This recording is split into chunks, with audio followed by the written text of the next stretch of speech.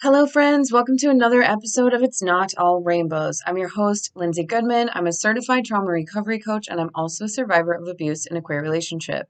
I'm here to help you figure out what's really going on in your relationship to help get you out and on the road to recovery. Today, I'm going to talk to you about when you first leave an abusive person. Maybe you're just there now, or maybe this was 2 years ago, 5 years ago, and you're taking time to reflect on this. When your abuser seems so happy after you leave or after they discard you or however it ends, you are no longer together. And if you're seeing their social media or someone else is telling you something, which by the way, I don't recommend that, get away from them, block them as soon as you can. This person's abusive. You left for a reason, or you got discarded and you're realizing stuff. It's for a reason. So try not to look at that stuff. But if you are, or if you have, they look like they just broke free from a dungeon. Like you were their worst nightmare. You were torturing them. It was horrible. And now they're so happy. They're so free. So we're going to talk about that today. We're going to talk about what they're doing, why, and, are they actually really that happy? Before we dive in, let's talk about my struggles and successes. A struggle is I just recorded an episode before this, so it's always really hard for me to come up with more than one. Have said this before, but I wish I had like a second icebreaker intro type thing. Um, a struggle is that I don't know. I don't know. Maybe I will skip that. A success is, I said this last week in the last episode, I am working the whole weekend and I need the money, so that's good. But the success is going to be that I'm hanging out with someone today and I'm really looking forward to having a day. It's like my me day. And like I said, I got some cleaning done. I said this last week. Got some cleaning done and I'm just going to have my me day and it's going to be fun and I'm going to hang out with someone. A lot of times I have a hard time I really only have a few people that I'm interested in hanging out with. I keep my circle very small, but whenever I have my weekend by myself, I'm like, okay, I need to meet you for coffee or a walk. I need to meet you. I'll come to your house and we'll talk for a while or we'll do a puzzle together. And I need to meet you for whatever. Like trying to fit everyone in that I care about and do all that stuff. And today I'm going to be hanging out with someone. It's going to be fun. It's going to be good. And I'm really excited about that. Um, we live in a world that it's so hard to balance everything. And if you're a parent, you have a job and then you need rest time and you need time to take care of your house and you maybe have a dog and all that stuff. So for me, hanging out with people and looking forward to hanging out with people and enjoying hanging out with people and being comfortable and being willing to, I don't know, I've talked about this before, but I'm very, very stingy with my time. So it's no longer that I'm necessarily afraid to hang out with people, because when I first left the abuser, I was like, everyone's bad. I don't feel safe around people. So it's not that anymore. It's just if I spend time with you, and it doesn't mean that I think I'm better than other people, but I'm just very stingy. I like to be alone. I like my free time. I like to get things done that need to be done so that I can relax at other times and all that stuff. So yeah, that's a big one for me. Okay, so is your abuser really that happy? Like I said, maybe you've seen their social media. All of a sudden, okay, let's just say it. Maybe your abusers like mine, where they never post anything on social media. They're never in their stories. They're not doing anything like that. All of a sudden, when they leave, they're in their stories. They're posting stuff. People are tagging them. They're being tagged. Blah, blah, blah. Again, I'm just going to say it. Block them. Don't look at that stuff. I'm going to be talking about this like it's normal that we're looking at this stuff and whatnot. But we want to, if you haven't left yet, um, and you're thinking about leaving, or maybe you just left and you're like, I just need something right now. You're listening to this podcast and you're just starting to see these things. Stop now. Stop now. I know it sounds crazy. I know it sounds horrible. You're like, I can't. I need to know. I need to see these things. You don't. It's just going to hurt you. And that's why they're doing it. So a lot of times you'll see that abusive person, you leave, and all of a sudden they have friends that they didn't hang out with before. So mine, all of a sudden, it was like the friends at the gym that they would always complain about, say they were boring, they weren't very interesting. They wish those people hadn't shown up for my birthday party because they killed the vibe and blah blah blah. And all of a sudden, those are their best friends, and they're going out with them. They're going to the hockey game. They're going to the theater. They're going bowling. They're going. I'm just making this up. They're going to shows. They're going to just bars. They're going out. They're hanging out. Like they're best friends now, right? Um, and you're seeing them happy. You're seeing them with friends. You're seeing with them with a life. They have a life. And it makes it look like not just you, but anyone else who knows that a breakup just happened, that, whatever, and they're hearing this person's version of the story, or maybe that person's not saying anything at all. So it just looks like they were just being held back by you. And now all of a sudden they're free and they're happy and they're going out and they're with the friends that they weren't allowed to hang out with before, and they're able to be themselves and they can express themselves and do all these things and blah blah blah, and you're looking at it too and you're kind of believing it because you're like, well, it must have been me, because they were never happy when they were around me. They were complaining about me all the time. They were yelling at me. We were arguing. They blamed me for things, like mine blamed me for not being able to pursue an advanced degree, when in reality it's because they didn't want to do the work. um they blame me, they blame my son. Oh, I can't do anything because I have to take care of you. And I'm like, I'm the one taking care of my son. You showed up late for work because you didn't want to get out of bed. And, they show up late for work, like, sorry, I have a son, I have to take care of him. I'm in the kitchen taking care of the son that is mine. Right? So up until now, when they're posting all this amazing, happy, fun stuff, they've been miserable with you. They've been fighting. So it's your fault, right? It's your fault. Um, so this is what I want you to know. This is what I want you to remember. Nobody is happier than a person who has just been discarded, or I guess been left by their victim. Their victim has broken up with them and broken free from the prison that they've been in for weeks or months or years. They've lost their control of that person. Or maybe they left you because they had someone else lined up who couldn't see them for who they are. It's just easier to start over, blah, blah, blah. Nobody is happier than an abusive person who has just lost their supply, their person that they've been torturing, and needs to prove how happy they are. They need not just you, but everyone around them to believe their story, which is that you were the problem. You're the abusive one. You're the bad one. You're the immature one. You are the emotionally unstable one.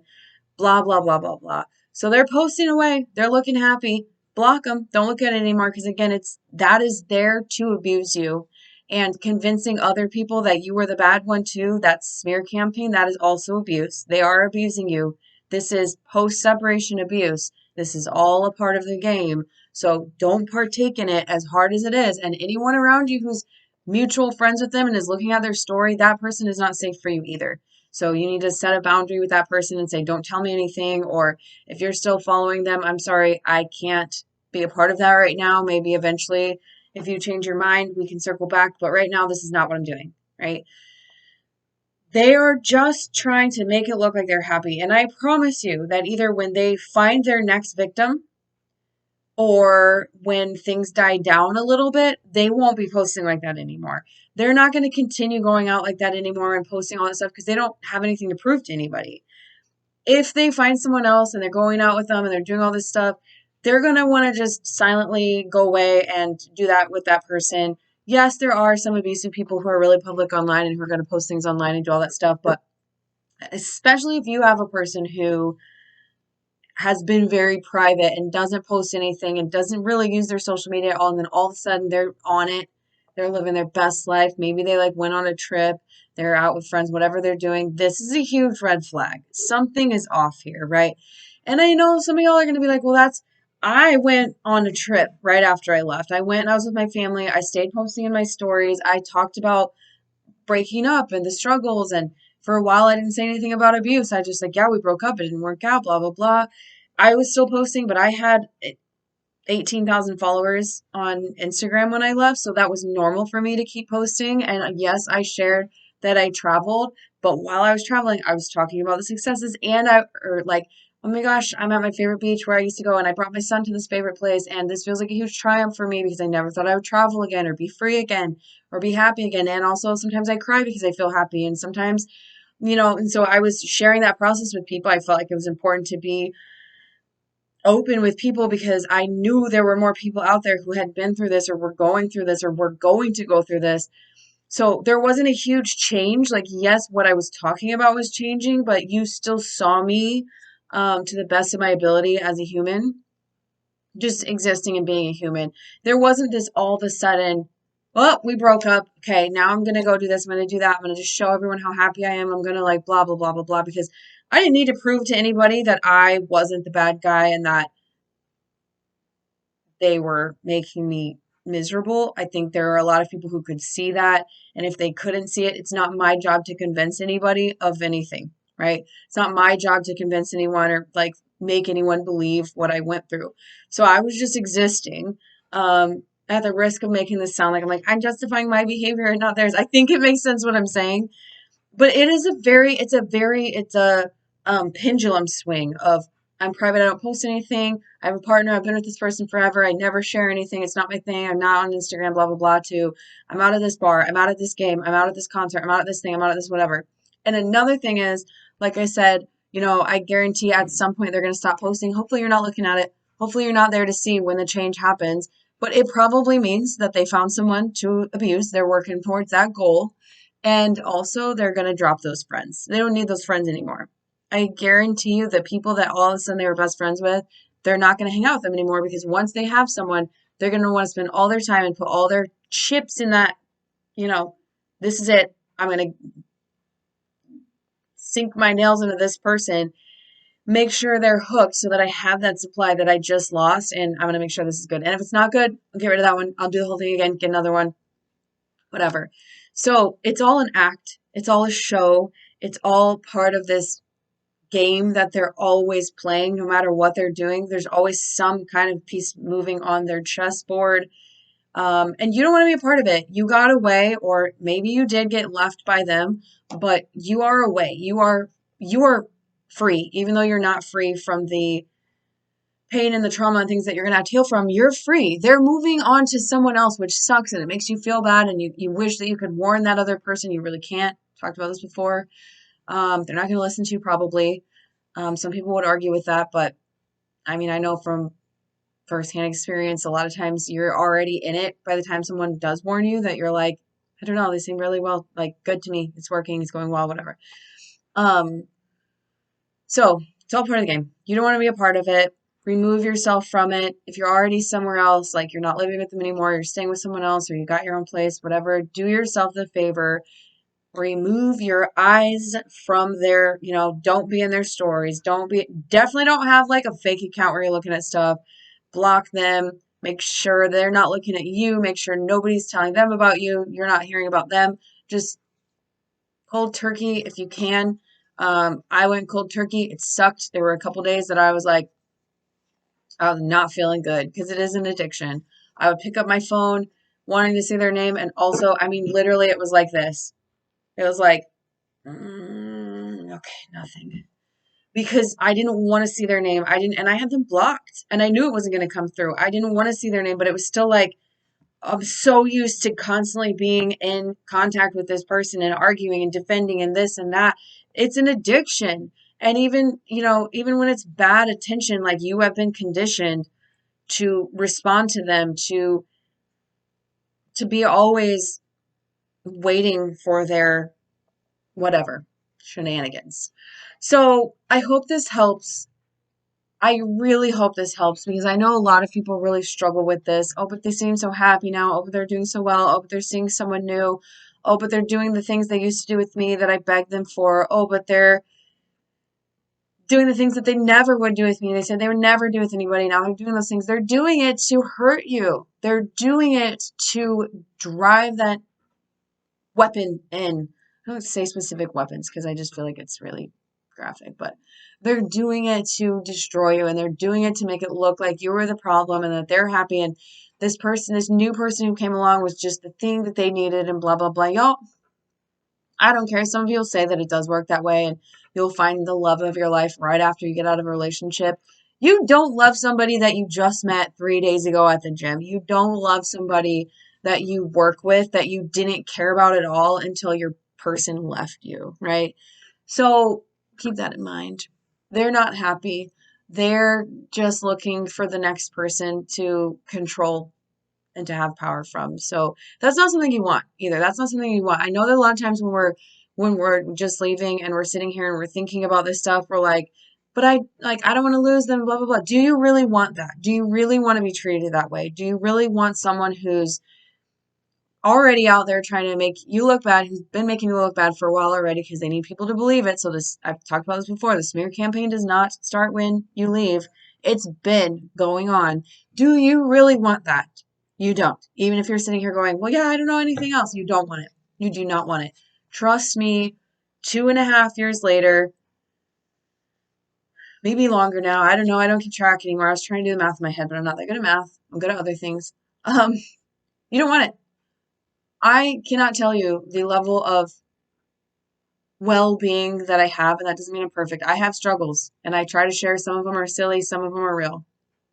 I have financial struggles sometimes. I have certain stresses. I have things that I feel about my co-parent that I wish I didn't have to deal with. I have hard times as a mom. I have mom guilt. All kinds of things. But the well-being, the overall sense of well-being of being removed from abusive people, and you might start to find that there's other people that got to go too, like a friend or a sibling or whatever who kind of has the same vibes as this person. They don't need to be around you either, even though I know it's hard. You you want to feel that well-being. And we're not all going to be on the same journey. We're all not going to feel better in the same time. Manjeet Ruprai, who is someone who really helped me. If you don't know who she is, she's author of a book called something like Recovery from Narcissistic Abuse or something like that. It's a longer title. Um, but it's a little orange book. It's not that long. She says in her book that it's Survival Guide for Toxic Narcissistic Relationships by Manjeet Ruprai. Um, she says it takes 18 to 24 months to heal from a narcissistic, abusive, coercive control type relationship. So if you're getting that from your parents, that's a long time. It's a long time. If it's a relationship, you've been in it for a while, or even if you haven't, it's a long time. It messes with you a lot. So give yourself time, give yourself grace, and just know, like I said, you don't want this. You do not want this anymore. You're on your way out. Keep going. Reach out for help. I'm here. I know I'm not as loudly on social media as I used to be, but I'm still making the podcast right now. I'm still here. I'm still coaching. So as I wrap this up, just a reminder, you can go to calendly.com/Lindsay Goodman if you want to work with me. If you're like in it right now and you're like, I just need some more of what you're saying right now, give it to me. I can do that. So definitely check that out if you want to work with me. If not, I'm going to wrap this up for today. I feel like I did a couple little tangents there, but the point is, they're not happy. They are trying so hard to prove to the world that they're happy. You're the problem. Leave it alone. Get away from them. Run for your life. You deserve better. Okay, go do something nice for yourself. Go drink some water. I'm going to do that too. I'm definitely dehydrated today, and I'll be back next week with more.